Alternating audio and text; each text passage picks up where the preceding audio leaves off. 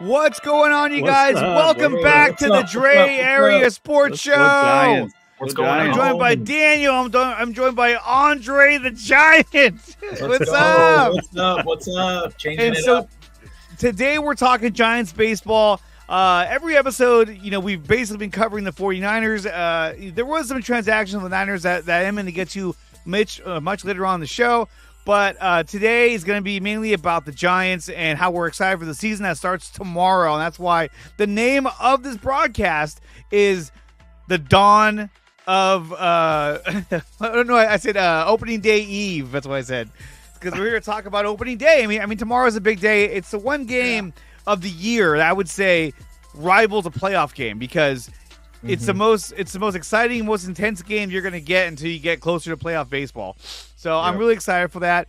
Guys, are you excited for the Giants after they've made quite a few transactions to make this team a little bit better? Because early on, they weren't doing much, and I was like, hey, man, these guys, they didn't do anything. Yeah. And then all of a sudden, late in free agency, they made a flurry of moves that have put them in a different spot. What do you guys think about that? Go ahead, Dre. What do you got? Well, I mean, it was a slow process. You're absolutely right. Farhan operates a little bit differently. He's going to take his time. He's going to scope his options. He's going to get the best deal possible. It's going to be usually going to be a short deal. 3 years, 4 years max. He got the job done, I think, when it was all said and done. He got this fan base, I think, very excited for opening day. When it's all said and done, I'm pretty excited to get this season going. We've got a lot of firepower in the starting rotation. We got a little bit of extra firepower in the lineup, middle through the lineup. Additions like Matt Chapman, Jorge Soler, Jung-Hoo Lee to lead off the batting lineup. So I think we're going to have a lot more playmakers this year. We know what the lineup, what we had with the lineup last year. Got a lot of guys returning, so it's going to be, the same guys we're going to see, but a little bit more firepower, I think, both offensively and defensively. Yeah, I agree. I thought the pickup of Chapman was really good. I got a chance to see him in Scottsdale making some really nice plays at third base. You can see that Golden Glove, really shine right there. Very adding smooth. some pop. Yeah, very smooth, natural at that position. Adding Soler, I think, is going to give us some bang in the lineup. I don't think he hit a home run in spring training. He did not. He did not hit a home run. However, I don't think that's going to translate to the regular season. He should still be able to deliver for the he's for due the obviously Giants. day one. Then let's go. Yeah, and with our starting pitcher, getting Snell, that was a huge signing for the Giants. That can only lead to positive things. Hopefully, everything works out. He stays off the IR or the injured list this year. And any of our starting pitchers, we're gonna have some guys coming in halfway through the year, kind of bolster that starting rotation. But I mean, you look at Logan Webb and Blake Snell, 1-2, a runner-up for the Cy Young Award and a Cy Young Award winner. That's got to be arguably the best 1-2 punch in the big leagues. And I know we've been rated pretty high by a lot of analysts and everything, and rightfully so. This team's looking to make some noise early on, and if you can stay healthy, what's up, Felix? What's up, my man? If you can stay healthy, it's gonna be a great season. We're gonna turn a lot of heads. We're gonna be competitive in an already competitive NL West. Yeah, and if Hicks, turns out to have a solid season, then you're looking at three pitchers that are going to contribute to this team, and you haven't seen that in a long time from the Giants. No, you haven't. I remember Madison, big lefty, power lefty with some nasty movement and a Gardner, change-up speeds and stuff. So exactly, those are kind of like the heyday. Throw in Jonathan Sanchez. He was a good pitcher back then in that rotation. Really hoping that the pitching is there for the Giants. And what I saw and what I've seen so far in spring training is they got pop. They got some bats in the lineup, and I'm excited, man. I'm excited. There's a lot of youth bringing more excitement to this team that you haven't seen for a while. It kind of started last year with the elevation of Patrick Bailey. Matos, Elio Ramos. So we're going to get a lot of that youth movement this year too, which is definitely it's a shot in the arm for all the veterans. It's just going to keep them going. It's going to be a lively season. I'm expecting big things from Michael Conforto this year if he can stay healthy. Guys like Mike Yastrzemski, guys that have been here before. So I'm looking forward to it. We finally got somebody in the center and Jung Hoo Lee to hold down the center field position. Hopefully he can stay healthy too, because I'm expecting some stolen bases from him. I'm expecting him to be on base quite frequently. His run score potential at the top of the lineup. A big role in the Giants season this year.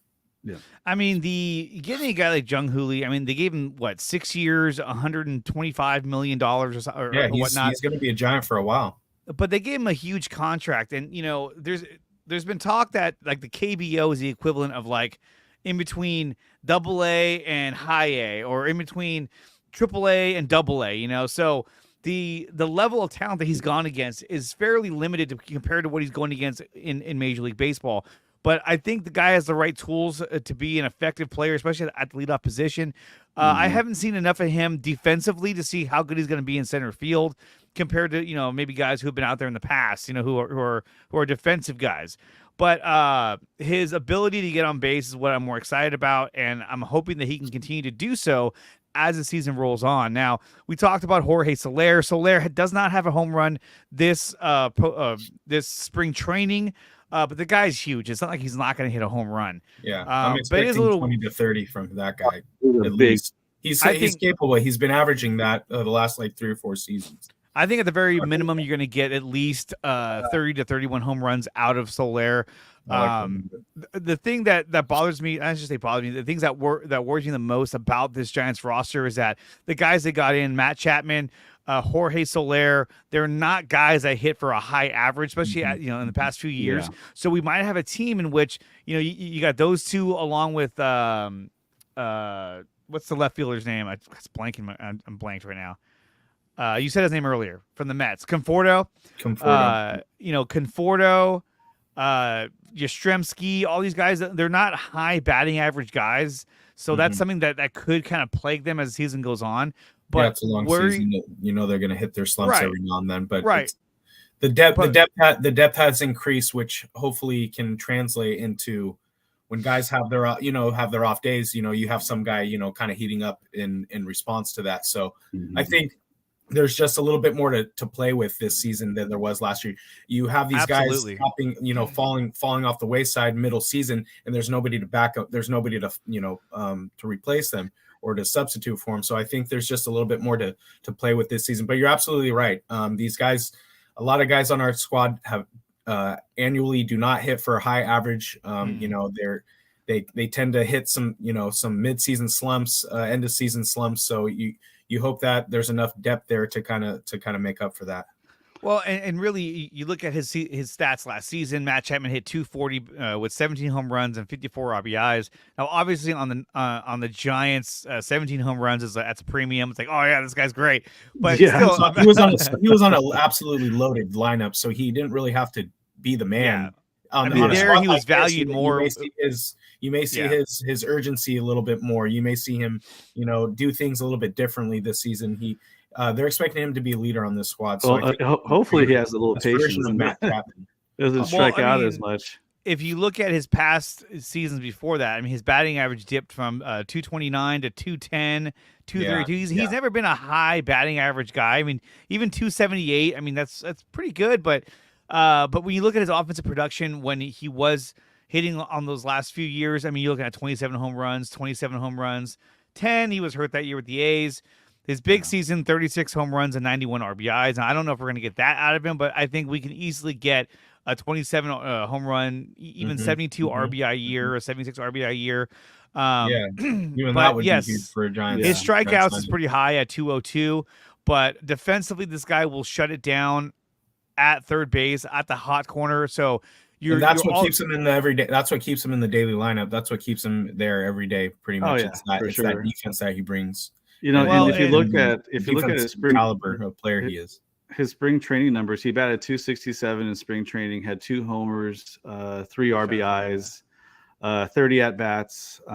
So his batting average is right around where he is. It's a little higher, this spring training, but he had pop already. Yeah, that's a good with sign. 2 homers. That's good to see. Yeah, they sign these guys to like essentially like 1-year contracts, which makes it easier for them to say I'm going to stick around or I'm not. But the thing I like about the contracts that they sign for these guys is that all these guys have opt-outs after like 1 year. I think Soler's actually might be a 2-year deal. No, he signed a 3-year deal, I want to say. Yeah, I'd have to look it up. But with Chapman and with Blake Snell, they both have options every single year. Blake Snell, obviously, a 2-year contract. He has an option after this year. And the thing I like about those is that, one, they are pretty much like a prove-it contract. So if you want to get a bigger contract, you better put up the numbers, right? Yeah, exactly. That's why I think it bodes well for both parties. They're still, Scott Boras kind of swung and missed for all these free agents this year. They didn't get the contracts they wanted. They didn't get the money they wanted. So now it's kind of these 1-year prove-it deals. They're midway through their through their careers. They're trying to get that last contract before they start looking to retire. So I think this bodes well for the Giants. They're getting Matt Chapman at a premium. And I think because of the defense he brings, we'll see what happens offensively. We're talking about the average. We know it's not there, the strikeouts, all of that. But I think if he wants that money, he's going to have to produce. And I think the urgency will be there this year for him. Exactly, guys. Oh, we have 18 people watching, guys. If you haven't done so yet, smash the like button, subscribe to the channel, or follow me over on X. We go live at least once a week and talk about Giants, Niners, and Warriors a little bit. Dre talks about Lakers, and then we don't cover the Sharks at all. But I know he's on the background, but we don't really talk about the Sharks. But it's all Bay Area, so why not? So when it comes to Matt Chapman, again, I think that he's going to provide that defensive coverage that we haven't had at third base in a while. In my opinion, he's a massive upgrade over JD Davis. I'm happy to move on from JD Davis. Davis started out really well last year, and then second half of the season, he just completely took a shit. Yeah. And now he's out of here. Yeah, he was expendable. Sean. What's up, Sean? Hey, what's up, man? Nerd Costa Nostra, my X-Men 97 co-host. What's going on, man? Oh, nice. So that's Matt Chapman. Then we look over at the other acquisition, which is Jorge Soler. Let me go ahead and do that. Boom. So Soler's numbers are they're not even there. What's going on with that? They should be right here, but they're not. Let me refresh it. Maybe that's what I needed. No, I guess not. Okay, we're gonna have to do it the hard way. Okay, so last year with Miami, he hit 36 home runs, 75 RBIs. He batted .250, which is a very low, but he had a .512 slugging percentage. This guy is a pure power hitter, and that's why I like that they got this guy. Absolutely, is because he can, with one swing of the bat, he can knock it right out of the park. He's playing in. Absolutely, Doesn't matter what park he's playing in. He's gonna let the ball fly. This is your big bat in the middle of the lineup. Your DH, you're gonna maybe utilize him a little bit defensively. He's not known for defense, but this is why we brought him here. Offense, a big bat.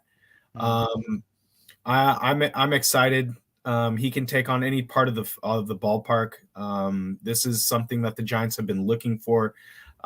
You pretty much were looking at Ohtani early in the year, Aaron Judge last year, and then the whole thing with JD Martinez, looking at Willy Adames. But I think this was a good fit. I think bringing him in is exactly what the Giants need. Somebody that can go long with runners on base, because that's what we can do. We can get runners on base. We just haven't had that bat to bring them around. And I think this is the cat to do it.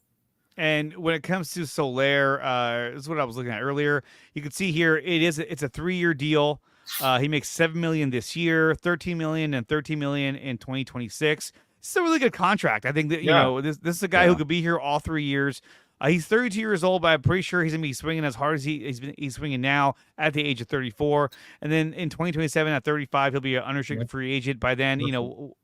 And the thing I like about these contracts is, one, they're all short deals, like a 3-year deal, 2-year deal.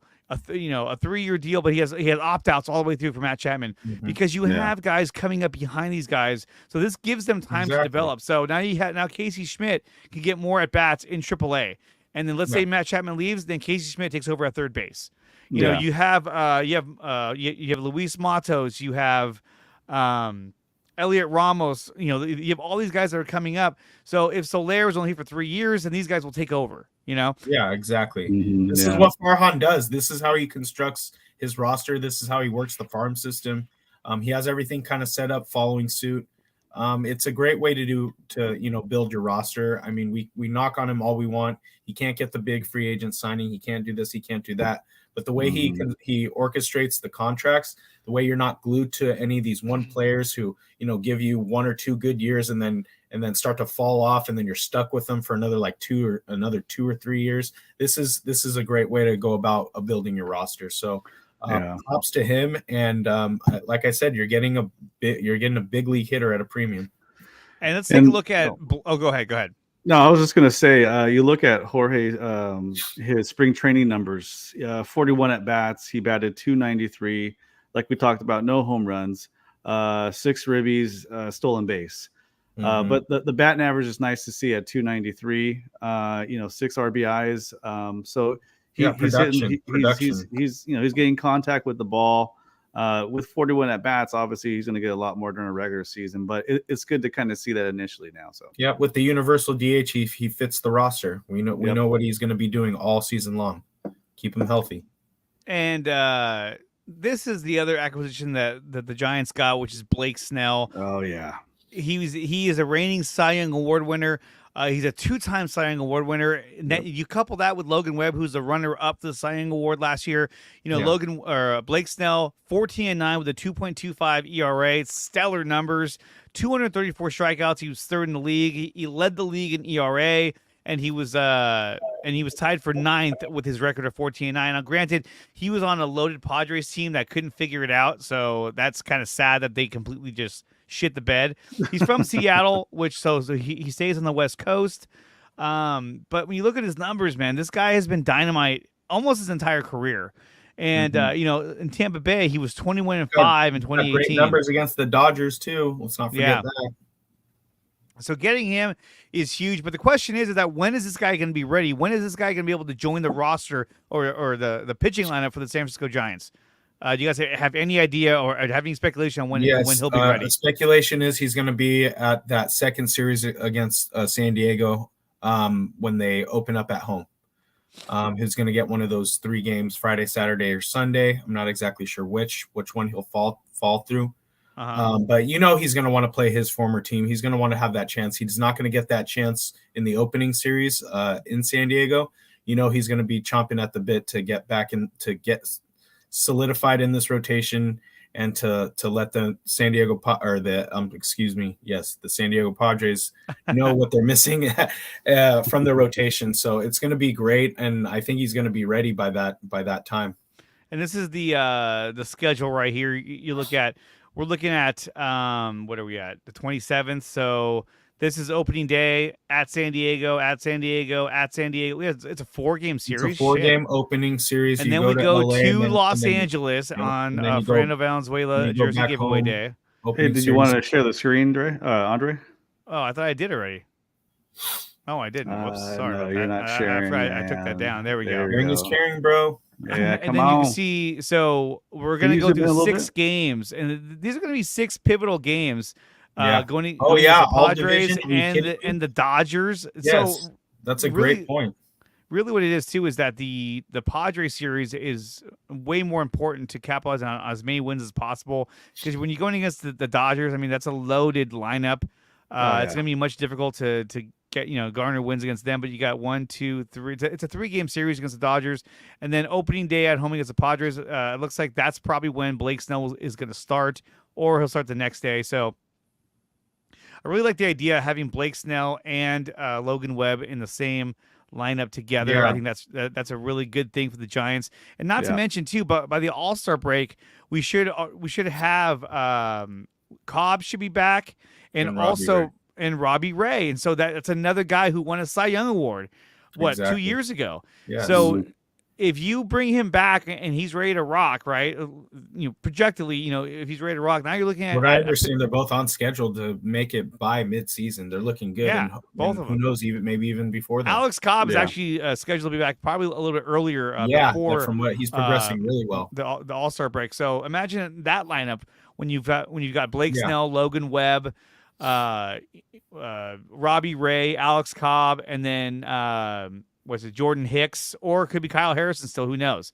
But all I know is that a couple nights ago when Jordan Hicks pitched against the A's, he looked dominant against the A's. Like, granted, it's still spring training, but he looked really, really good. Daniel, you were talking about that game earlier. What did you think about that game and his performance? Yeah, I thought he looked great. I think he had 10 Ks. He showed command with the ball. Really attacking the strike zone. Getting batters to swing and miss. High 90s consistently. Yeah, very consistent. I'm just really excited to see what this guy can do as a starting pitcher in our lineup at our stadium, which is a quote unquote pitcher friendly stadium. It's going to be great. I'm really, really excited about that pickup, especially what he's showing now. So should be great. Should be good. No, it should be really good. Dre, what do you think? No, exactly. To Daniel's point, they brought this guy in for a reason. He came to the Giants for a reason. It's because the Giants were going to give him the opportunity to be a pitcher in their starting rotation, and he's already making that conversation already. It is what it is. He's going to be part of this rotation. He's probably going to be kind of towards the back end. And eventually when you get guys like Alex Cobb, Robbie Ray back at the back end of the rotation, you have that opportunity to slide him into a place that he's already comfortable in the bullpen. But he's going to have his opportunity. And if he shines, do you move him? No, you don't. You keep him in there if he's pitching like that. Yeah, exactly. He's a flamethrower. He's a power pitcher. He's looking to make noise. He's making a due on the contract, and I think it's going to work out for both sides. I'm excited to see what this guy brings to the rotation. I really am. Whether in the starting rotation or the bullpen. Yeah, and I think you got to give him time to build up his stamina to be a starter as well. So it's gonna be interesting to see how he does that.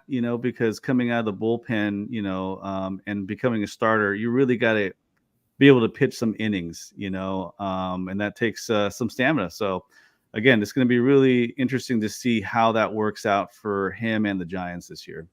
Yeah. The load will definitely be different for him. He's got to go, as any starter knows, you give a good, 4, 5, 6 innings. You're right where you want to be. You're setting up your bullpen for a good situation and you go from there. So, the one thing we know about last season is our bullpen was taxed by halfway point, so you can't do that again this year. The starting rotation has to produce, and we got the guys in place to do that. You look at the landscape of all the MLB. Hold on a minute. We have some breaking news. Let's go to that right now. On the move, Jordan Montgomery has signed a contract with the Arizona Diamondbacks, so Arizona has bolstered up their bullpen as well, getting Jordan Montgomery, who is the Texas Rangers free agent, who helped them win that World Series, so good for them. When we look at the stats for Jordan Montgomery, and here they are, he was 10-11 with a 3.20 ERA, so he's got a really good ERA. 166 strikeouts, he was 37th, but he was 8th in the league with his ERA. His postseason and his second half stats were really good. In fact, let me see if I can pull that up right now, because that's what really sold this guy. Yeah, he pitched really well in the postseason. In the postseason, he was dynamite. It was almost let me see. Is it going to show me? No, it's going to show me a bunch of shitty ads. Okay, let's go back to the stats. And so last year, here's some of his numbers. But with Texas, he was 4-2 with a 2.79 ERA. And that was in 11 games that he started. So he pitched extremely well and had a total of 58 strikeouts to 13 walks. So he was effective when he was on the mound. So the Arizona Diamondbacks are bolstering up their pitching staff that already has 2 really good pitchers on there already. What is their names? I'm not. That was bad. I should have already known their names. I read them earlier too. Zach Galen is their ace. That guy annoys the shit out of me. Oh yeah, Gallon. He just looks annoying. I want to punch him in the face. But he's really good though. I mean, shit. He led them to the World Series last year, which is kind of crazy to think about. It was Texas and Arizona, like two desert ass teams. Like what the fuck? Oh well. Yeah. Hey, but you know what? I'm glad Texas won because of Bruce Bochy. I'm glad he was able to come back and give the finger to the Giants and go, yeah, guess what? They're trying to run it back in Texas. Rub it in her face. So the Diamondbacks have improved their pitching staff with the signing of Jordan Montgomery. Now, when you look at the entire National League West, because I mean, look, when you're talking football, especially if you're talking basketball, I mean, really, you're looking at the entire conference, right? Because you're just like, who cares about the fucking divisions? Basketball in general. How long have you lived here? And how are the restaurants around here? Are they good? Oh, Bad? hey. No, it's a commercial. But when it comes to baseball, divisions are very, very important. And so you're looking at, a division that has, the Padres, the Dodgers, the Diamondbacks, and then the Rockies who are going to suck ass. So already the Giants... New? Yeah, the Giants are projected to be to finish second, if not third, in the National League West. I think they really can, and I think that their pitching staff is what's going to lead the way for this team. Because if you look at their pitching staff, what they ended up doing was they went back to what got them their World Series rings. They went back to pitching and defense. And so getting a guy like Chapman to bring them more defense on the infield, you are going to go with Marco Luciano, who still needs to prove himself, but I think he has the talent to do so. Thairo Estrada, I think, is solid at second base. Yeah. And then first base, you're going to get a platoon of both Wilmer Flores and Lamont Wade Jr. Lamont Wade Jr. Yeah, Lamont Wade, I like him, but I'm kind of over him. With the bat, and he gets injured a lot as well too. He gets injured a lot. Wilmer Flores, I love him. He has a place at my dinner table every single day. He's a fucking stud. He's just a fucking Marine. You know what I mean? He's he is, dude. Everybody loves that guy. Yeah. He's just he looks like a really fun teammate to have too. Yeah, no, the guy's legit ever since he got in. Yeah, so. he's a pro. He's a pro. Let me see if I can find. So here is. Let me see. Let me make sure I have it up here. Okay. Where did it go? Here is that's not it. There it is. Here's a projected starting lineup for the Giants. Now, this is from RotoChamp. I don't think this is correct whatsoever. I can't see Soler bat in second. It's a little weird. But you have Jung-Hoo Lee, Lamont Wade, or Jorge Soler, Lamont Wade, Matt Chapman, Michael Conforto, Thairo Estrada, Yastrzemski, Patrick Bailey. And then as shortstop, they have Nick Ahmed, who actually hit really well in spring training. He hit over 300. And he's a veteran, so he might actually end up taking over that shortstop spot if Luciano can't figure it out. Start there, yeah. So I think when you look at this lineup, if it's me, I think you have Jung-Hoo Lee leading off. Second would be Thairo Estrada, and then Matt Chapman, Jorge Soler, Conforto, Yastrzemski, and Patrick Bailey. I don't know why they have Soler batting second. I don't see him as a number 2 hitter. That doesn't make any sense to me either. It doesn't, because he brings the pop to the lineup. So I don't think you want him middle of the lineup. Middle of the lineup is where he belongs. Yeah, exactly. 4 or 5. Yeah. But pitching staff wise, I really like this when you have Logan Webb, Kyle Harrison, Jordan Hicks, you have Blake Snell. I don't think we're going to have 6 pitchers besides Mason Beck is out. So that 5th starter spot is probably going to go to Keaton Wynn or one of the pitchers. And but that will be temporary until our guys come back. We're talking Robbie Ray and Alex Cobb. But already, though, having Logan Webb, Blake Snell, and Jordan Hicks as your 1-2-3 punch, that's pretty fucking good based on how good Jordan Hicks looked in spring training. Yeah. What do you guys think about the Giants lineup and their new pitching staff? Daniel, I'll start with you. I like it. I think it definitely is going to challenge the opposing pitcher. It's going to make them game plan for that lineup. It depending on how it's constructed, in regards to batting order. I think it's going to be unique to the NL. Yeah, there we go. Perfect. And I'm excited. Just you're going to have some pop that we haven't had in a while. We need to see it happen. And I like Patrick Bailey. He's a good young player.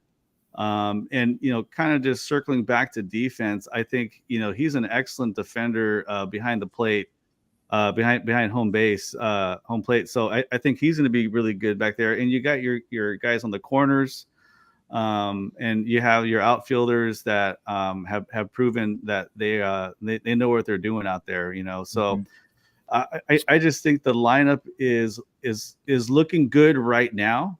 I really looking forward to seeing how this plays out in the regular season, where you're playing against starters, true game planning, pitch planning against them. So I'm excited. I just want this season to start now.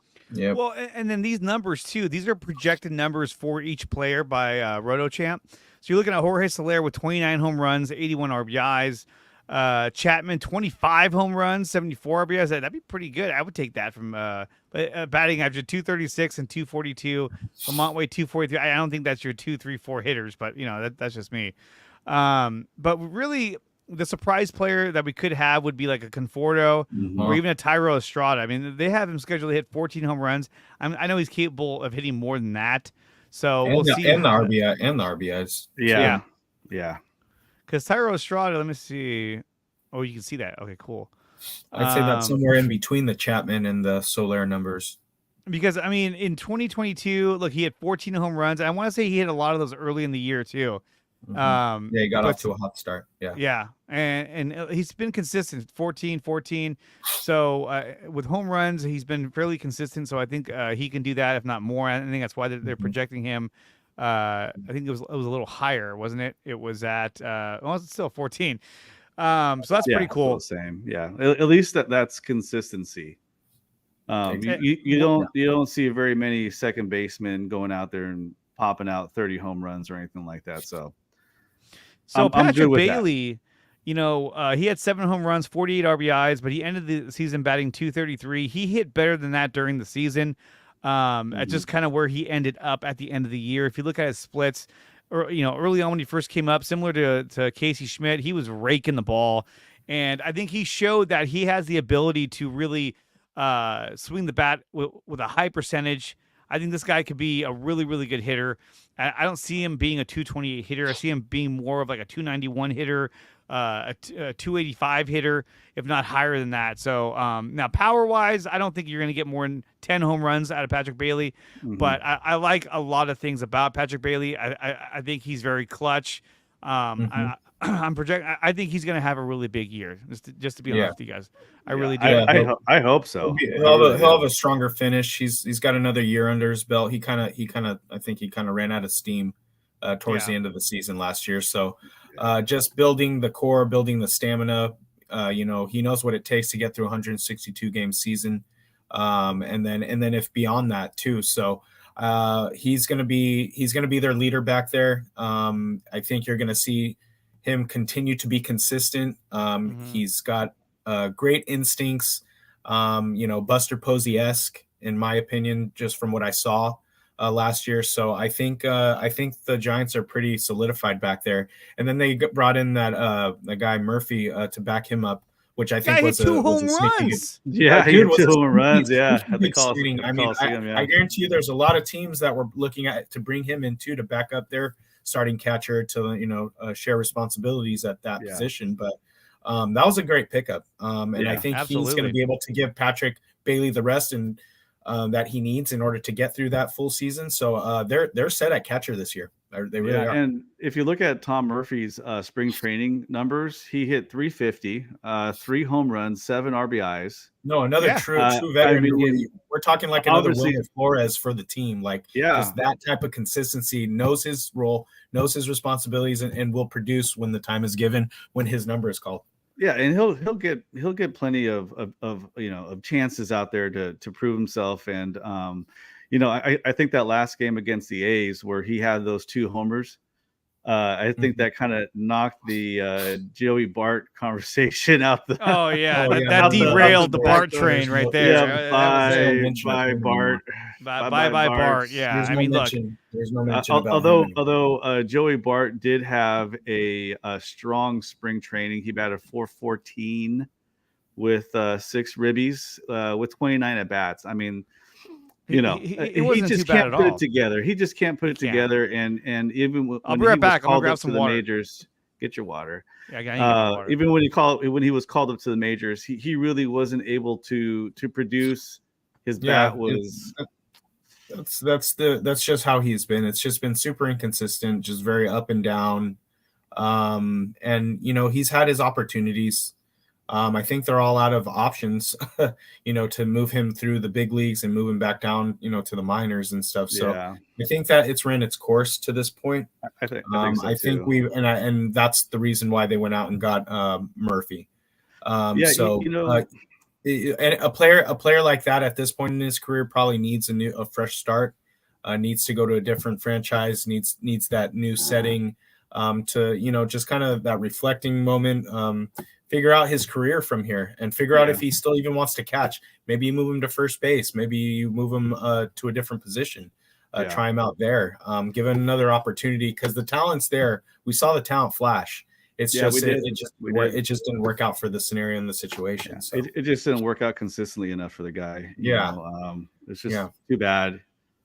It's a bummer. Exactly. But... you know, I know second overall pick a few years back. Can't remember exactly the year he came in. I want to say maybe 2019.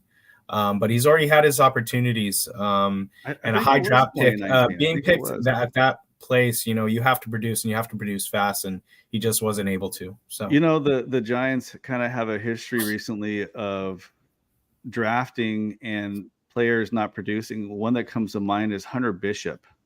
He was another first round pick about 4 years ago. I actually got a chance to see him at bat in Scottsdale on Friday. Big dude, man. He's like 6'5". I mean, he's a intimidating guy, but he just cannot crack the majors, you know. And it's just unfortunate that the Giants organization will spend such a high draft pick on a player like this. And I think he did play college ball. He didn't come out of high school, so he came out of college, but he, you know, one of those guys that just hasn't quite panned out. I mean, he was in 2019. He was the 10th pick in the draft at Arizona State. Yeah, Arizona State. That's it. High draft pick. Yep. And he really hasn't done shit. I mean, let me look at his stats real quick. Just really nothing. What stats? I'm looking at his minor league stats. And even then, it's like there's not much to look at. There's not much to look at. Yeah, there's not a lot of production. You know, some players just don't work out once they get to, you know, AA, single A, you know, triple A. You really see them kind of plateau. You know? Well, and also too, I mean, when you look at the teams that continue to pump out young players that are really good, I mean, you look at the Dodgers. I mean, they're still pumping out players that are good. So they figured it out. And a lot of these teams can do that. The A's end up doing that because they always end up trading away their players anyway and getting picks in return. But I mean, look at like the Atlanta Braves. I mean, there was a time there where the Atlanta Braves weren't very good, and they kind of rebuilt their entire system, and now they're back in it. I mean, they won a World Series 3 years ago? Yeah. So. Yeah, you have those organizations out there that know how to like build those farms and really pick up via trade as well. You can pick up some prospects via trade, and they just kind of work out. You know, you saw that a lot of that during the Kansas City Royals run against the Giants, where they had some good young talent on that team. Yeah, they had Eric Hosmer. Hosmer. And I think, you know, the Orioles this year have a lot of good young players too that, you know, they're thirsty, and that's why they weren't very active in free agencies, because I think they really trust their farm system and they trust the young talent that's there, and it's going to be there for a long time. They're going to be good for years. It's true. They're doing it a different way. Well, it's funny because I remember back when the Chicago Cubs won that World Series, you know, they had all these young guys in their team. But here's the thing, though, is that I remember thinking like, oh, yeah, this team is set up to win for a long time. And they never made it back to the World Series. They never did. And it Yeah. goes to show you how hard it is to get there, and yet the Giants did it. They did it 3 times. 3 times in 5 2010, years. 2012, and 2014. But I'm saying, even in that span, to do that 3 times, that's fucking really difficult. No, that's a well, dynasty. That's a look dynasty. at those teams that we had. They were fucking stacked. I mean, we had dynamite pitching. It's what it during was. those runs. Yeah, it And was the really hitting it was really the pitching and the timely hitting and just great position players, great But see, defense, small This is ball. what it comes back to is that, we have a good pitching staff. We have Logan Webb and Blake Snell. Logan Webb led the league last year in quality starts. And innings pitched. The guy's a true workhorse. If they can capture that again this year, and Blake Snell could be at the same form of what he was at last year, that's an amazing 1-2 punch when you have Jordan Hicks, who's going to be your 3rd or 4th starter, pitching the way he was against the A's. If he can keep that up, that's going to be dynamite. And then you have Kyle Harrison, who has the ability to be a really good pitcher in this league and has a lot of potential. So that's going to be interesting to see. And then think about when Alex Cobb comes back. Think about when Robbie Ray comes back. I mean, this has the potential to be really good pitching lineup. And so when you go back to where we started, right, we talked about how the Giants offense has a lot of guys that may have a low batting average, right? But when you have a pitching roster that completely shuts down the other team's offense, it relaxes, it gives the hitters more confidence, and they can be more selective on what pitches they want to attack. And so I think that's what's so important about getting a guy like Blake Snell, is that now you've made your pitching staff that much better. You made it nearly elite. Great pitching can always counter great hitting. We've seen it in the last few years. I mean, with the Giants World Series wins too, always. And it's just depth across the rotation. Any team that makes it towards the end of the year, that's playing in the playoffs, playing in the World Series, it's because they have that great 1-2 punch. It's a grueling 162 games to play throughout the entire season. If one of your main guys goes down, to have that cushion, to have that other ace on your staff to hold down your rotation is huge. And that's what's going to get you through an entire season. So this is big. All the teams that are going to be there at the end have that 1-2 punch, and the Giants have it this season. They do. I mean, the Giants have potentially a 1-2-3, almost 4 punch if Jordan Hicks pans out the way he's supposed to pan out, and you get Robbie Ray back. Exactly. You have options now when those guys get back. You can. Well, and let's not forget too, your bullpen will last all season. Exactly. Camilo Doval is dynamite in that bullpen as well. Oh yeah. Electric arm. But let's say Kyle Harrison pitches well. I mean, there is a chance that if Robbie Ray and Alex Cobb come back, I mean, maybe Jordan Hicks moves the bullpen. I don't think he will, because he came here to be a starter. But let's say that's the case. You still have a dynamite reliever in Jordan Hicks. I mean, pitching for the Cardinals last year, he was dynamite. He was lights out. Yeah. And he looked that way against the A's.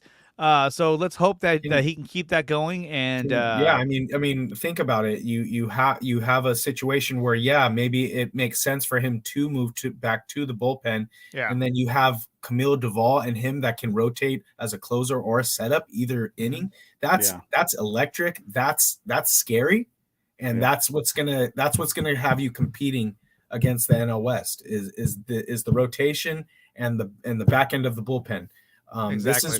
This is our strong suit now. This is who the Giants are this year, and it's going to show. You just hope these guys stay healthy in order to showcase what they have. It's depth, definitely, bud. I'm going to say it all night long. The depth. Yeah, and I think what you're starting to see now is a balance of pitching and batting. Yes. Right. You gotta have both. If you can get your pitchers to pitch consistently and get run support. I think the Giants are notorious for not giving enough run support to their pitching staff as well. Yikes. I mean, just look at Matt Cain, poor guy. I think he had the worst run support of any starting pitcher in Major League history. I think you're right. Yeah. Yeah. So he never had enough run support. I mean, geez. He would have been, he'd be a first ballot, like hands down Hall of Famer, just like no question if he had that run support. He'd be one of the best pitchers to ever pitch. And not only in Giants history, but in Major League history. He was a great dominant pitcher. He's such a workhorse too. That guy. Yeah. Oh yeah. Oh yeah. He was great, guys. We have 34 people watching. Guys, make sure you follow me on X. Double that, baby. And also subscribe to the channel and smash the like button. Yep. And if you want to support the channel, you can do so by becoming a member or joining us over on Patreon. Going to the Patreon link, you're supporting all 3 channels, which is the Nicotina Show, Dre Area Sports, and Beyond the Unknown, which we're going to be kicking off later this month or later next month. We're kicking off with some really good interviews on that channel. Yeah.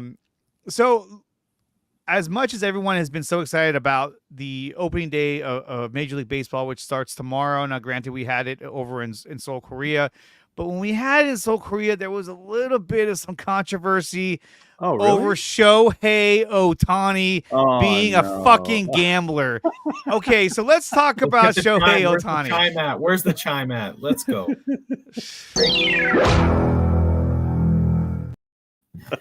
Okay, so let's go into this. Okay.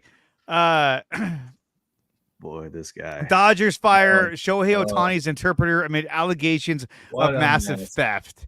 Okay, let's go over this article and this story before we start giving our opinions, because I'm about ready to rip this shit apart. The Los Angeles Dodgers interpreter for Shohei Ohtani was fired Wednesday afternoon after questions surrounding at least $4.5 million in wire transfers sent from Ohtani's bank account to a bookmaking operation, which was an illegal bookmaking operation in Los Angeles. So he's not even leaving California. He's making the transactions in California, which is, I'm sorry, illegal to gamble in California, unless the guy was living on a fucking Indian reservation. Ipe Mizuhara, a longtime friend and interpreter of Ohtani, incurred the gambling debts to his Southern California booking operation as under federal investigation. Multiple sources told ESPN how he came to lose his job, starting with reporters asking questions about the wire transfers. Initially, a spokesman for Ohtani told ESPN the slugger had transferred the funds to cover Mizuhara's gambling debt. The spokesman presented Mizuhara to ESPN for a 90-minute interview Tuesday night, during which Mizuhara laid out his account in great detail. However, as ESPN prepared to publish the story on Wednesday, the spokesman disavowed Mizuhara's account and said Ohtani's lawyers would issue a statement. Okay, this right here. How do you make, as a representative of Shohei Ohtani in this situation, how do you make Mizuhara, what's his name, Ipe Mizuhara, available for a 90-minute interview with fucking ESPN, and then the next day say, oh, hey, he's full of shit. Yeah. Don't believe anything he says. He fucking stole that money, that cocksucker. Yeah. I'm sorry, but this is such a fuck up by Ohtani and his people. Oh yeah, absolutely. How do you let this happen? And why hasn't Major League Baseball suspended him until they investigate the whole situation? Right. That's the thing. There's been no investigation. There's been no.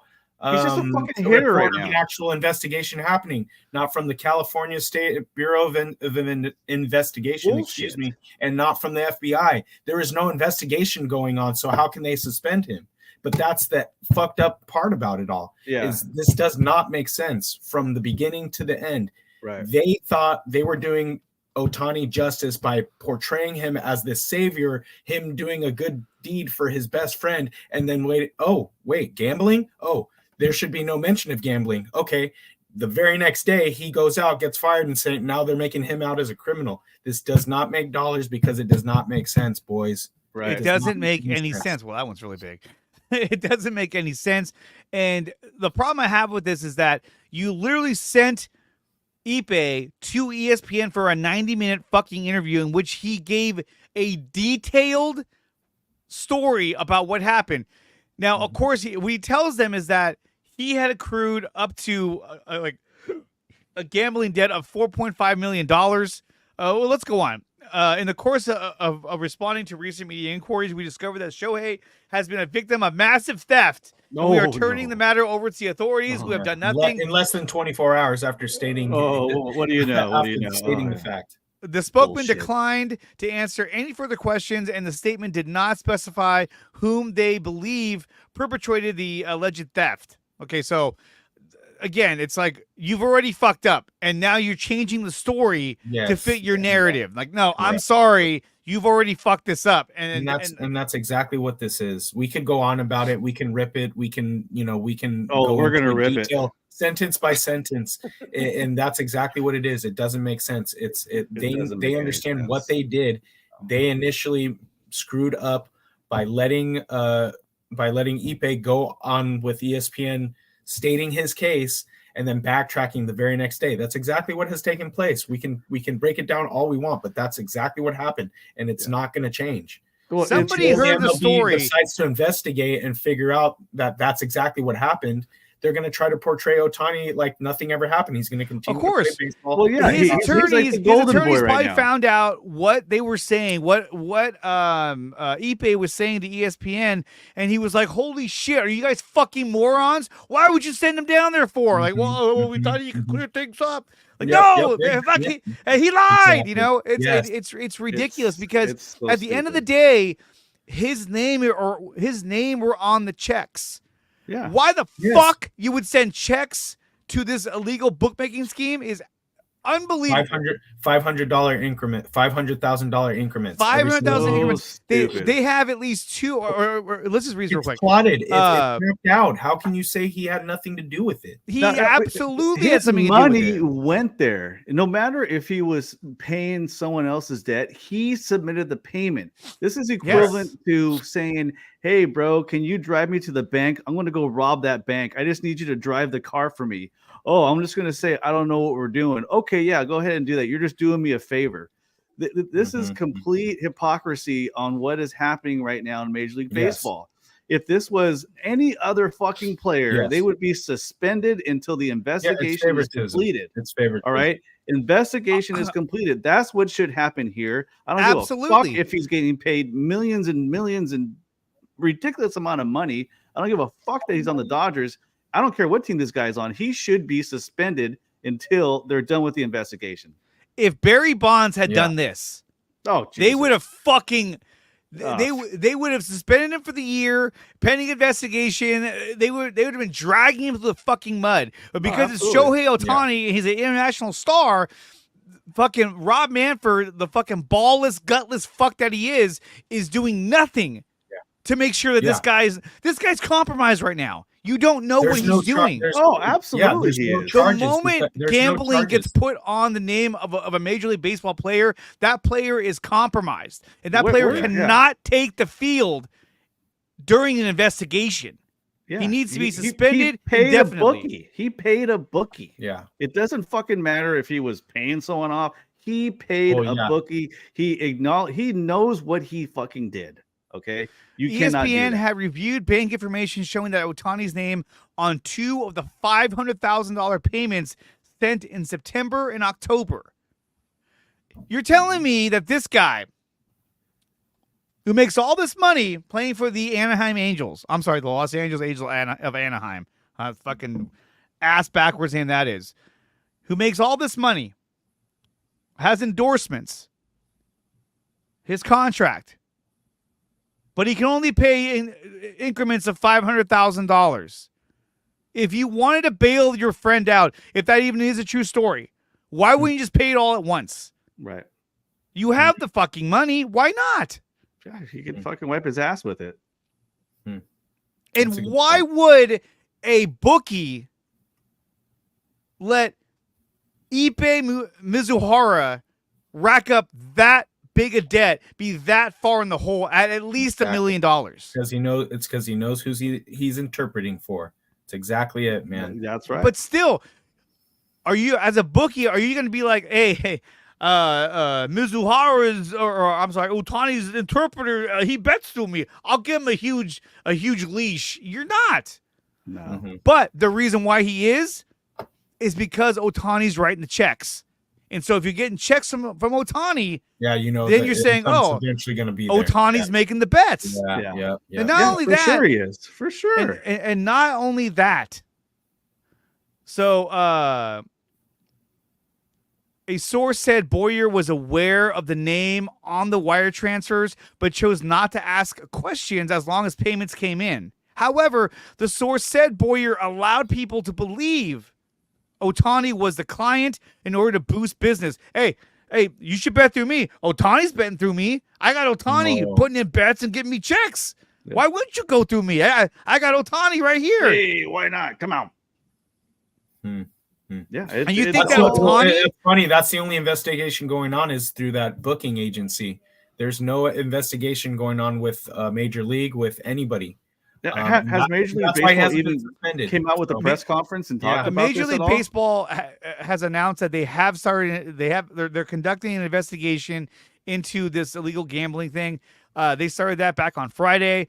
Monday, Ohtani released a statement that basically said, I didn't do it.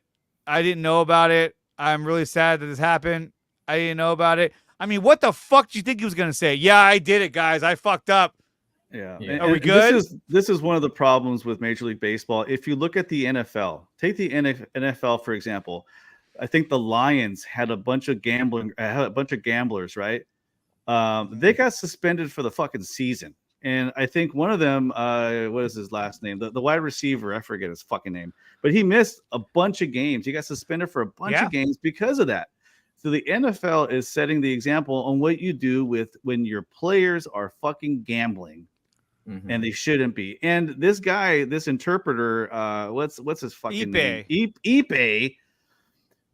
He said that I never bet on our games. I know that's against the ruls. I never bet on baseball. Oh, baseball. Those that's are the what it was. rules, and I knew that. Oh, sure, buddy. Yeah, getting this guy to fucking pay off $1 million of your debt, that is against the rules, bro. Okay, shut the fuck up. During the Tuesday's interview arranged by Ohtani's spokesman, Mizuhara 39 told ESPN that he asked Ohtani last year to pay off his gambling debt, which multiple sources said had ballooned to at least $4.5 million. Bro, you're a shitty gambler. You got to stop. Yeah, you suck. I stop when I reach over $100. I'm like, time to scale it back. Pump the brakes. You're at 5.5 or $4.5 million. I think it's time you tried something different. Yeah, and I looked and I read an article where Ipe was getting paid between $300,000 and $500,000 a year to be an interpreter. Yeah, that was his salary. I mean, that's some pretty. He blew that pretty quick. Oh yeah, you think every check, he's like, I'll take a Manchester United. Oh fuck, another 50 grand. I'm taking I'm taking the Celtics all the way. Damn it. Obvious. So he says, Mr. Hart said that he previously had placed bets via DraftKings and assumed bets placed through Boyer were legal. I'm sorry, you cannot play stupid when you're conducting illegal betting. Oh, I didn't know. I didn't know. Are you fucking kidding me? Yeah, you fucking knew exactly what you were doing, bro. Obviously, Ohtani, wasn't happy about it and said that he would help me out to make sure I never do this again. What are you, a fucking child? Are you like his son? It's like, get the fuck out of here. So I would never do this again. I learned my lesson. He decided to pay it off for me. Are you his fucking child? You're a fucking adult. He might be his child. He might be his bitch, is what it is. Looks like it. Look at his sugar daddy. And then he goes on to say this. He goes on to say, I want everyone to know Shohei had zero involvement in betting. Okay, yeah. I want people to know I did not know this was illegal. Go fuck yourself. I didn't know I learned my lesson the hard way. Oh, slap on the hand. And I will never do sports betting ever again. Go fuck yourself. Yeah. Okay. Hard. You can't make statements like that. It acts stupid. I would never do this again. I didn't know it was illegal. It's like, dude, you knew it was illegal. You knew you shouldn't have been doing it, but you did. Smells like shit. Sure, it tastes like shit, and it is shit. You were going through Boyer, who was running an illegal betting operation. Yep. You did that because you figured he's so under the radar, they'll never know it was you. They'll never know that we placed those bets because he's running his own operation. He'll cover this shit up. If we go through, Caesars or MGM, everyone's going to know that it's us placing these bets. Mm-hmm. But if we go through my friend, we're safe. It shows. Oh, did you know who's getting fucking investigated? Oh, I didn't know that. Fuck. It shows how incompetent these two were throughout the whole process. They have no fucking clue what they were doing. They might have got caught up in living the big life and decided, let's go have some fun with some stupid ideas. And at this point, you cannot play dumb. You have to come out and cough up to your mistakes, get suspended, get banned, whatever it takes. They got burned, and they deserve everything they're going to get. And I hope that they set the example on what happens when you gamble and you're not supposed to. And I hope they fucking lay the hammer on this fucker. I want everyone to know Shohei had zero involvement in betting. When you have to come out and say that, you're guilty as fuck. I'm sorry, but you are. Yeah, absolutely. This statement right here, this whole little paragraph, I learned the hard way. I didn't know it was illegal. Shohei had zero involvement in betting. It's all a lie. Complete it's full of bullshit. shit. It's bullshit. It's absolute bullshit. He's telling us to a reporter, let me see you do this, at the stand on a trial or, in front of some kind of legal system. Lie detector test. Yeah. Let's see you say the same shit, bro. Because talking to any fucking anyone for an interview that's going to go public, you're going to say whatever it takes to fucking clean up your mistakes. It's garbage. Mm-hmm. And then, but on Wednesday afternoon, Mizuhara told ESPN that Ohtani had no knowledge of his gambling debts and that Ohtani had not transferred money to the bookkeeper's associate. Mm-hmm. The story has completely changed. Yep. Your own representatives sent this guy to ESPN to tell them this story. And then your lawyers figured out that's a dumb idea. Why the fuck would you do that? And then they told, he's a liar. He stole the money. It's clear to me that you fucked up once, you tried to fix it, and you fucked up again. Oh, yeah. And now Major League Baseball needs to make an example out of Shohei Ohtani. Yeah. If he never ends up playing in Major League Baseball again, he's going to go to Japan and play. So he'll be fine. Yeah. But you have to make an example out of him because otherwise, if you drop the ball on this, which they're on their way to doing that, everyone's going to be doing what he's doing. Well, if Ohtani got away with it, I can get away with it. They obviously don't give a shit. Why should I? Absolutely. That's why you got to lay down the hammer on these kind of players that decide that think they're above the rules, above the law, and living in their own fucking universe. And that's what this guy was doing, living in his own universe, thinking he can do what the fuck he wants. This could have long-term lasting effects on the league. Wrong. In the wrong. Pete Rose is probably saying, "Yo, what the fuck?" Yeah. Actually, I saw there's a reel that some guy was asking Pete Rose what he thought about it, and what he said. And he said, "Oh fuck, what did he say?" He said something like, "If I did this when I played, I wouldn't be banned." Because he bet it on his own games. I know, on his own game, but here's the thing, though: if it's proven that he bet on Angels games, people are going to say, "Well, he's a batter. How is he really going to?" He fucking pitched those games, so he's like, "Hey, I'm going to dominate this game. I'm going to make sure that I bet for my team. I'm going to lose this game. So in the 5th or 6th inning, I'm just going to fucking lay him out there and give up some runs." I mean, you're in total control of what happens in that game. If they find out that he made any bets on Major League Baseball, he's cooked. He's done. Oh, you have to be done. Yeah. And I'm sure that's part of this investigation. If they say he bet on baseball, blah, blah, blah, he'll be suspended for the remainder of the year. I'm going to be like, are you fucking kidding me? This guy should be done for his entire career. He should be banned from baseball if proven guilty. Now he says here, go ahead. Now, how big is his contract? $700 million? $700 million. 700 million. How many years? Fucking like Fucking 12, 13, some stupid bullshit. some crazy amount. Yeah. Unbelievable what happens to people when they make a ridiculous amount of money. He was making good money with the Angels, but it doesn't matter where you're from. It doesn't matter what business you're in. This shit happens to people, and it's really sad to see it happen. You know, it happens all over. CEOs get fucked up all the time because, you know, insider trading.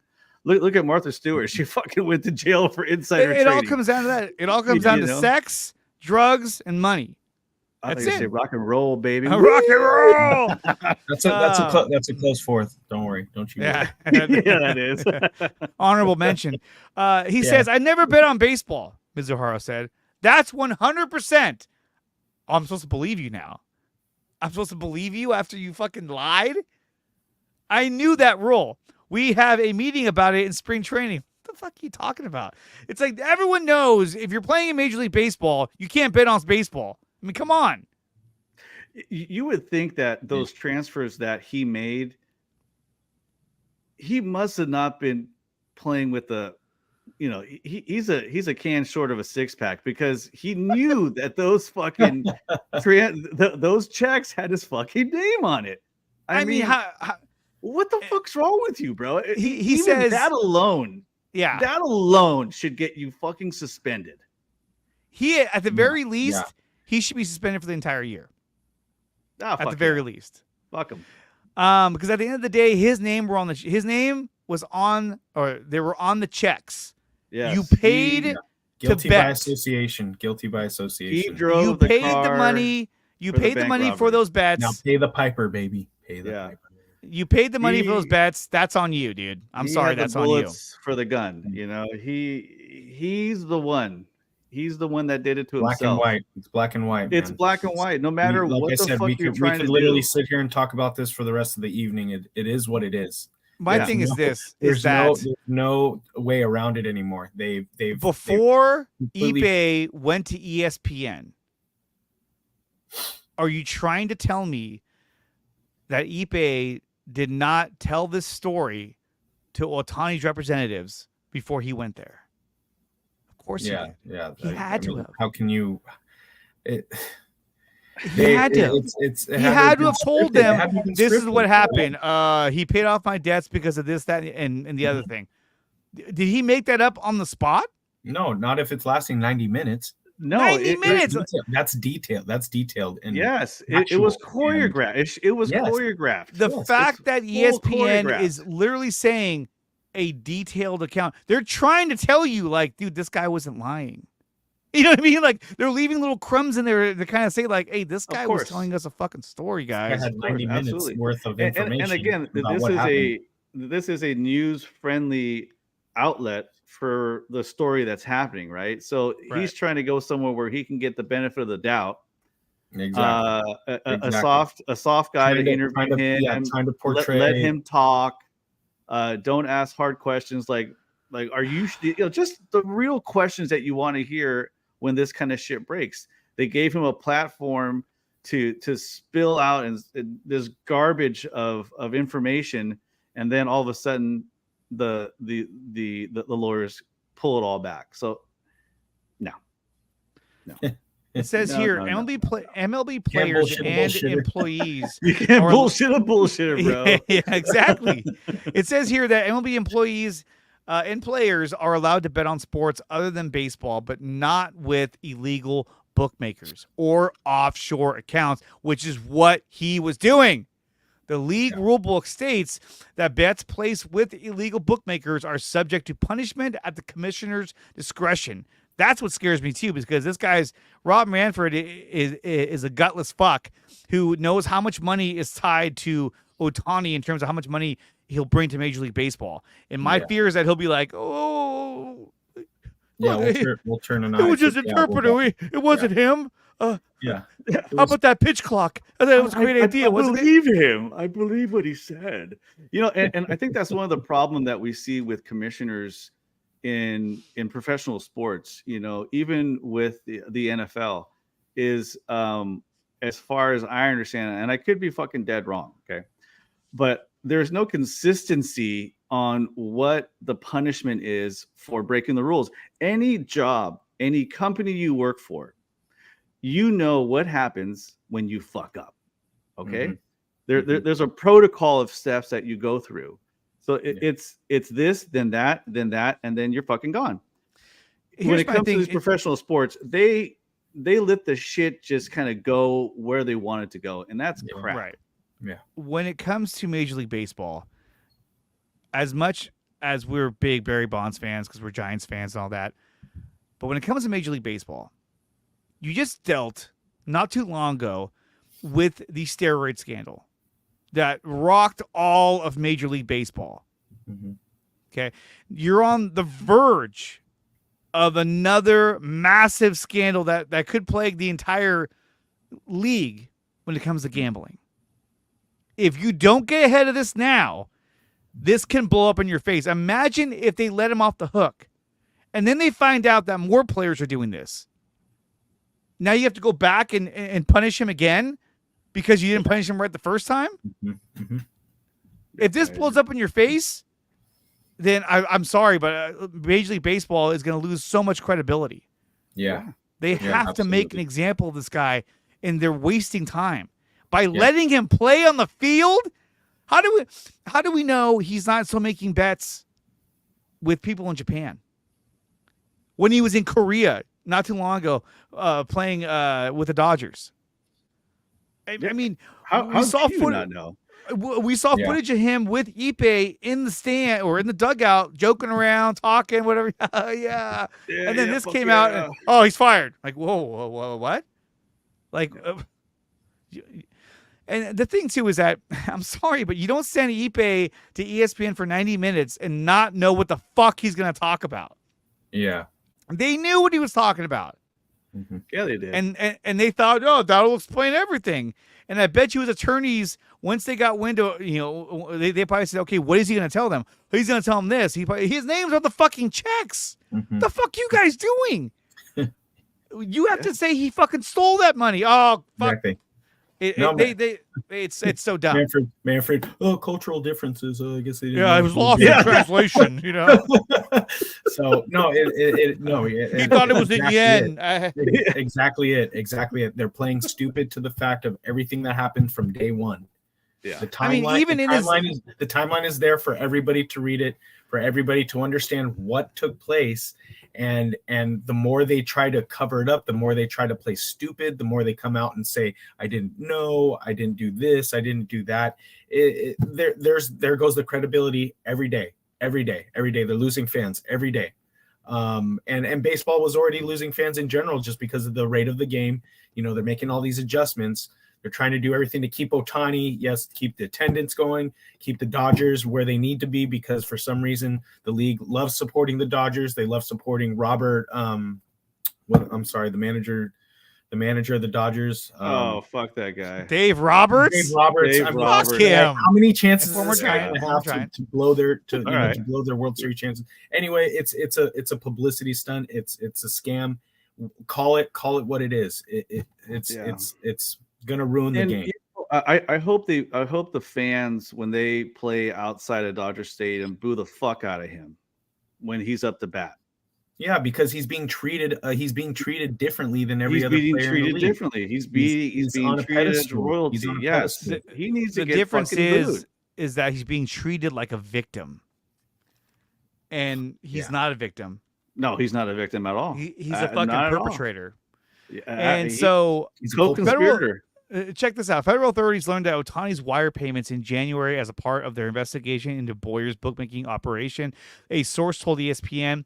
ESPN reviewed wire transfer data. They reviewed wire transfer fucking data of the two transactions, each totaling in $500,000. Shohei Ohtani is visible alongside various bank accounts and wire transfer information, and the word loan.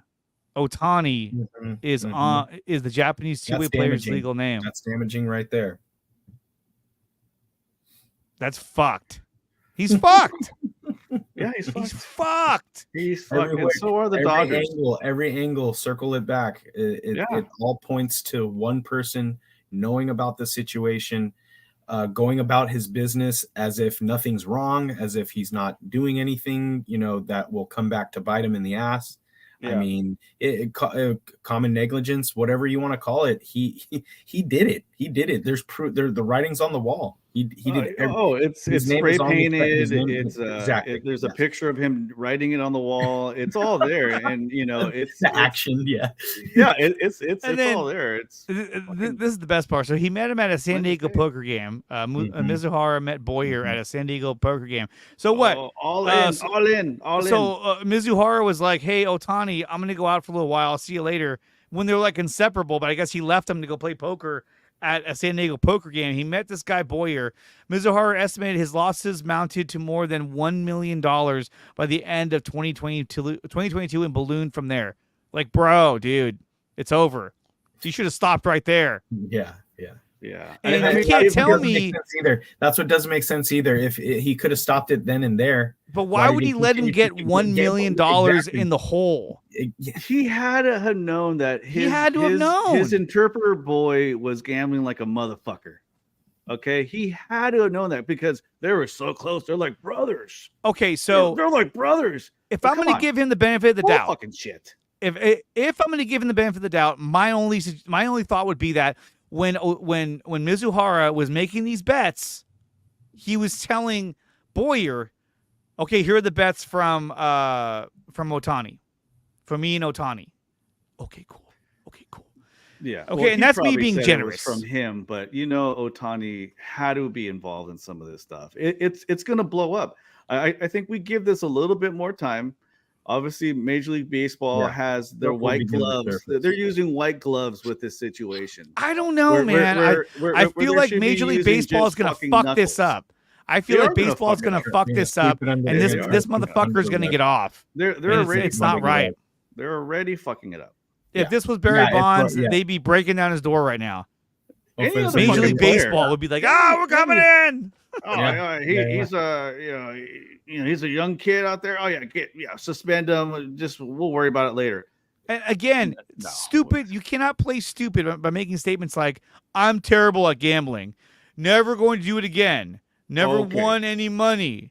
I will never rob another bank. I dug myself a hole." He's gonna have to gamble again. He's got no money and he's broke. He's got no job. I will never rob anyone ever again. I will stop doing crack. It's like, get the fuck out of here, dude.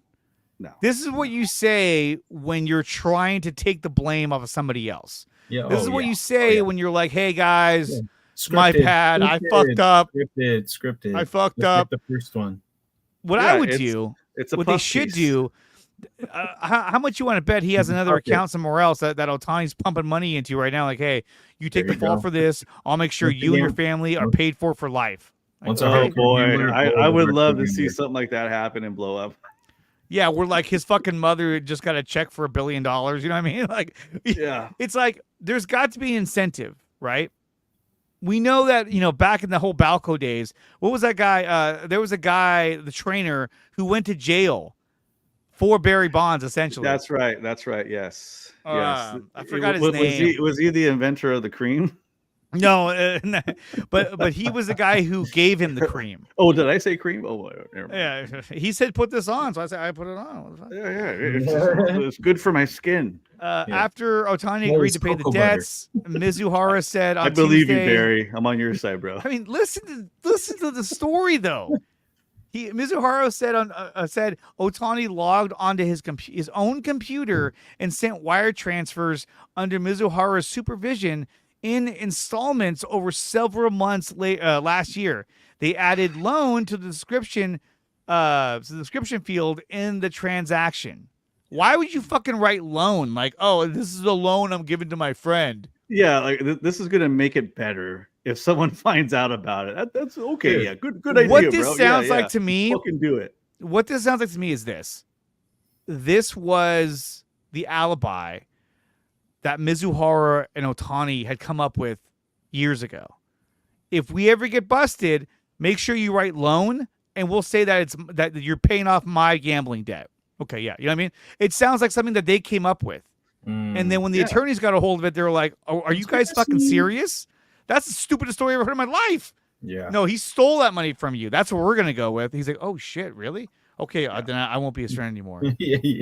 Fire him. It just sounds like a stupid idea that these guys thought of maybe when they're fucking hammered drunk or whatever. Be like, hey, man. Yeah, because of the stupidity of it all and how they thought, it was a good cover-up in the first place. Yeah, and then he says, we had to add a description to for the Wire. Mizuhara said, I think Matt Boyer might have told me, just put loan. You had to put something.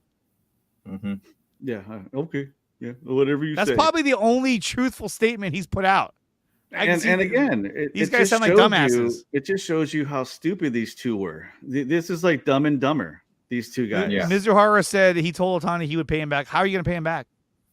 How are you going to get $4.5 million when you're only making $500,000? Are you going to give him your whole check and then just like live off of Ohtani's leftovers? Ohtani's paying that debt, baby. He's paying that debt right back to himself, bro. No, it's so stupid. Yeah, it's so dumb. These guys must think the earth is flat, too. That's how stupid it is. Look, obviously this is all my fault, everything I've done. I'm ready to face the consequences.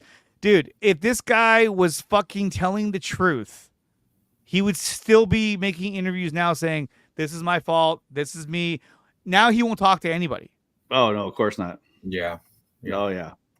You're not going to hear a peep out of that fucker. Yeah, he'd be trying to shed the light that, it was all his idea. He's trying to, continue to take Ohtani out of the spotlight. But, you don't hear a peep from him. He's, it would be great. It would be great if this is a distraction for the Dodger team.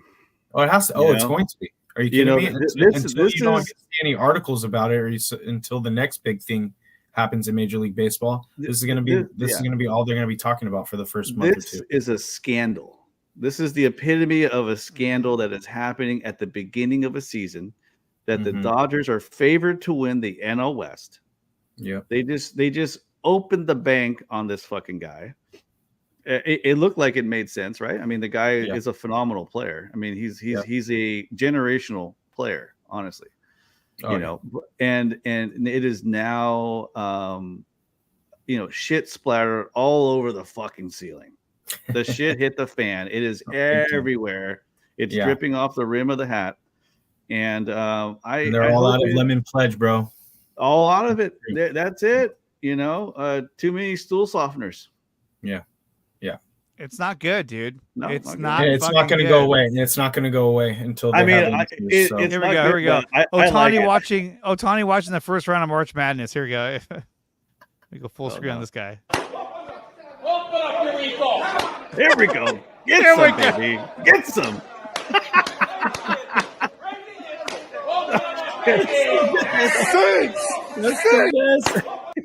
Oh my god. Oh Lord. Oh my god. That's the one. And that's the thing is that this guy's a fucking liar, dude. He fucking lied. Oh, this is a good one too. This is kind of I might get in trouble for this one, but I love this one. And so this is MLB superstar Shohei Ohtani addresses the media about his alleged gambling addiction. Anything? I don't know anything. What were you doing inside? Just drinking coffee. Not gambling? No, I don't. What? This is a coffee shop. There's no gambling. I don't know anything. Anything? I don't know anything. It's basically what he's saying. I don't know anything. What are we talking about? This guy needs to get suspended. Fire. Just flat out. He needs to get suspended. Yeah. He should be suspended. And that way those Dodger players can just focus on the season. Yeah. And let Ohtani deal with his legal troubles and do his own fucking thing. Oh no. Shohei Ohtani, when his fall guy gets caught betting for him the day before March Madness starts. What? Fuck! What the fuck, y'all? God damn!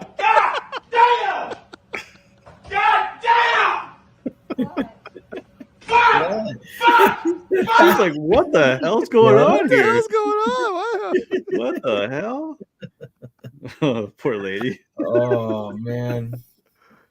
Oh no. This is gonna it is gonna definitely add some interesting storylines to this season. I'm glad it's with the Dodgers. Ohtani finding out his interpreter has been gambling with his own money. Fired. Wow. I didn't know that. I just you're telling me now for the first time. You're fired. I didn't know that. I'm just fighting that for the first time. That's the best. And let's go Yeah. to here it is right here. Okay, so here's some more I found on here. Here's the casino. Oh my god. That's the best one. Oh, jeez. I've studied the Japanese language for 13 years, and Ohtani said, "We're all looking for this guy that did this." 誰かに送金を依頼したことももちろん全く、ありません。So I never bet on baseball or any other sports, or never have asked somebody to do it on my behalf. He's full of shit. I mean, like, I I'm just sorry. paid it off though. Like when Ohtani's talking, like I don't know Japanese. I don't know the inflection. I don't know how he says the words. All I hear is Japanese words that I can't understand. So it's like, it's such a Padres, Giants, Yankees fans staring at Twitter as Dodger fans take a fun lap around after Ohtani's still our noble king. Like, what the fuck? What's this one? Shohei Ohtani addressing the media regarding his gambling allegations. Did you guys know I can still do this? The party ended an hour ago and he's still here. Oh, God. I'm not even going to read that one. Oh, Lord. Everyone is saying completely outrageous things about Shohei Ohtani, and the Dodgers only want one thing: for the Dodgers not to be so goddamn good anymore. God, it feels good to be an evil empire. Oh, shit! Look! No, you're not looking. It's working. Keep not looking. Oh God, Tiki. Am I out of the woods? Here we go. Holy shit! Holy... It says Shohei Ohtani and his interpreter in the dugout when they have $400,000 on BYU minus 9.5. Look! No, you're not looking. It's working. Keep not looking. Oh God, Tiki. Am I out of the woods? Here we go. He's like, keep not looking. Contemplating life. Oh my God, dude! Oh look, there he is. There it is. Great friend Pete Rose, and we were talking about the current goings on in baseball right now, and Pete wanted to mention something. Well, back in the 70s and 80s, I wish I'd have had an interpreter. Oh, there I'd be you go. scot-free. There you have it from the Hit King. Hey guys, Matt. You heard that He's from the Hit King. scot-free. Damn. That's all he's doing. He's just blaming it on the interpreter. Oh no. Hang up. Oh, yes. team. Ogmog. Tang. Okay, find out. Right now. It says applying for Ohtani's vacant interpreter position. Oh, good movie. Oh, look at this. Oh, my Ipe God. and Shohei on the pad after taking the LA Angels under win last 7 years. They're like, yeah! Just raking in the money. Money machine. Not through gambling.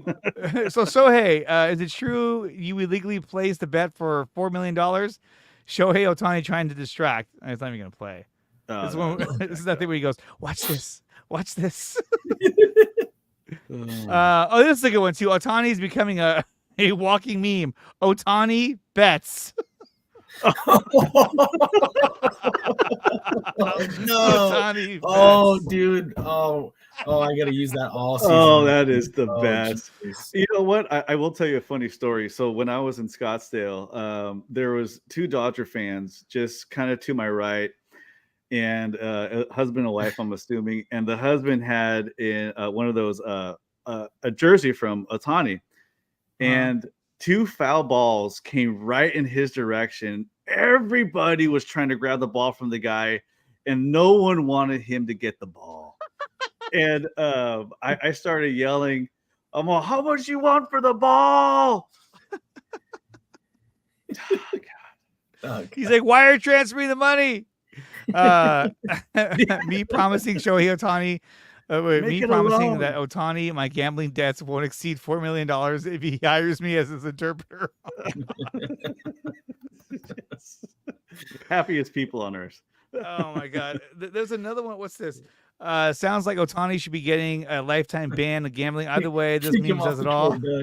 Kick him off the tour, Doug. Shoot up. Oh my God. And me getting ready for Ohtani memes all over my timeline.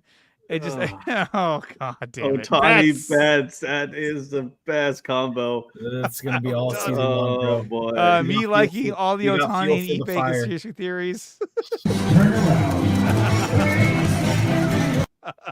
Oh, jeez. So he's in a world of kind. shit, and Yeah, I he think that he needs to go down.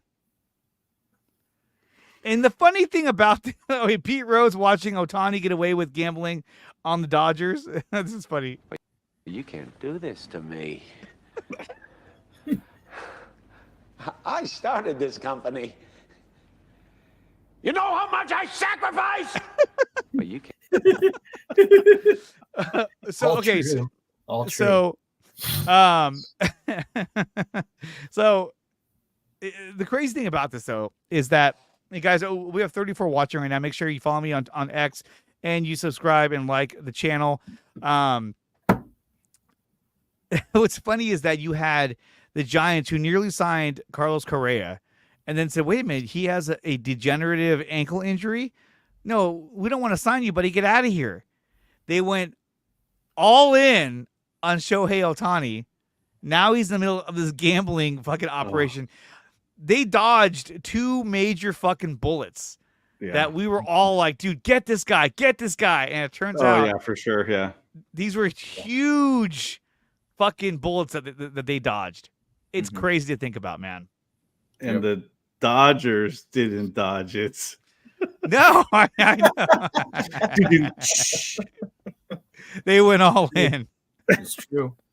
They went all in. They went all in, man. Absolutely. Can you believe that All shit? in.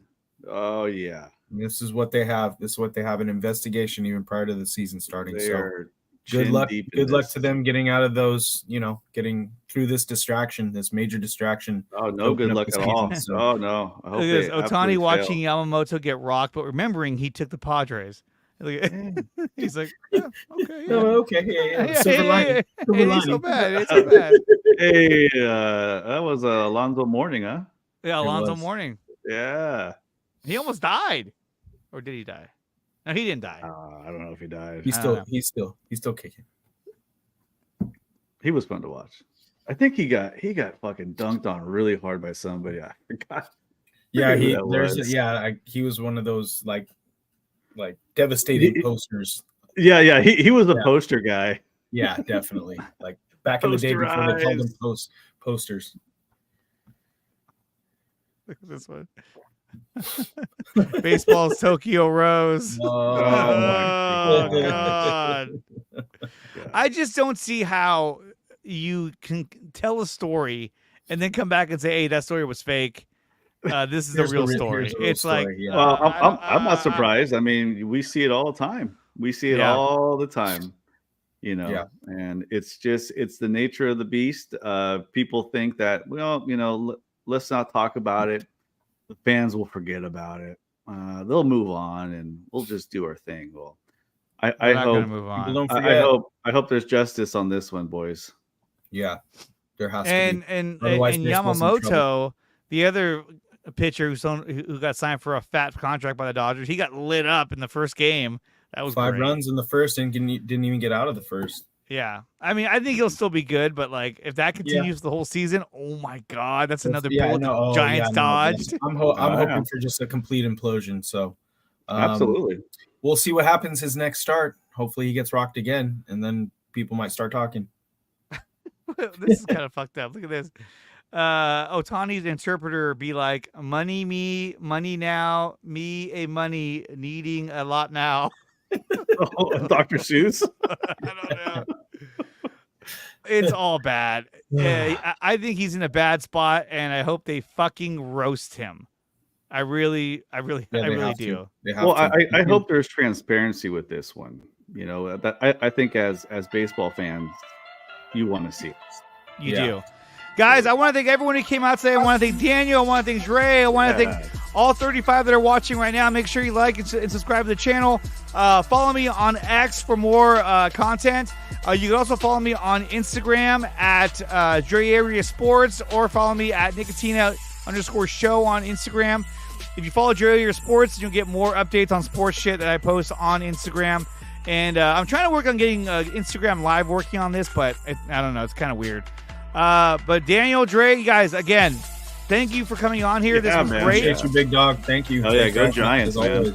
Go Giants. The Giants will be going live. Oh, God, that was way too low. The Giants will be live tomorrow at 108 or 105, 110 against the San Diego Padres. I will be live again tomorrow morning at 9:30 a.m. Pacific time. I'll be talking about the Giants again with my good friend, former Cron associate Drew Forder, and that'll be the last time we go live going into the Giants broadcast. And then from there, I don't know. I might do a Giants wrap after the game is over. We'll see how that goes. But guys, thank you for coming out here. Everyone who's watching at home, make sure you like and subscribe, and we'll see you guys next time. Fuck Shohei Ohtani. Go Giants. All right, peace.